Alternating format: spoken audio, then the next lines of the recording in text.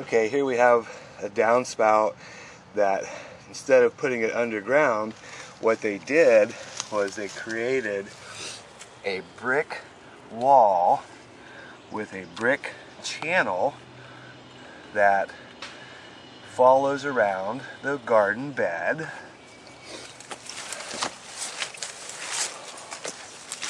And the water's supposed to go around this channel all the way around. Then it ends up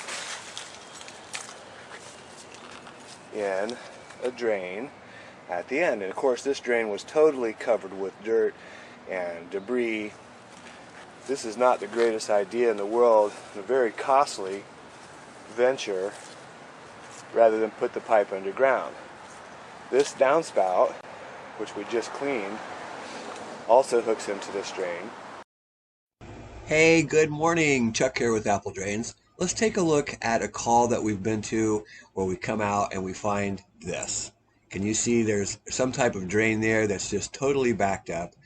And you saw how they created a channel to allow the water to flow around to a drain, which just overflowed and poured down into their basement. And of course they have a flooded basement. The downspout drain, the gutters, the downspouts, the drain, these are the most important parts of the rainwater drainage system, and they need to be maintained. Copper downspouts. This is a common problem. You can see how packed full the downspout is of debris. We're going to have to cut and remove all of these. You can see it's filling up. This is copper to here. Everything's welded together. Every downspout on this house was totally clogged, as well as the underground drain, the downspout drain. So what we've got to do here is we've got to take this all apart. We're going to have to cut the downspout in order to get into the downspout itself, because they are so packed with debris that there's no other way. So we've got to take it all apart. We've actually got to cut the downspout, and this is copper. We're going to cut this downspout and clean it out. Take a look at what's inside the downspout.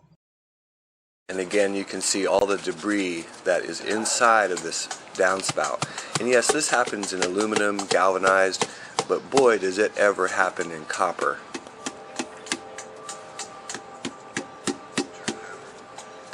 Make sure that you get all of this out, pound it, pack it, dump it.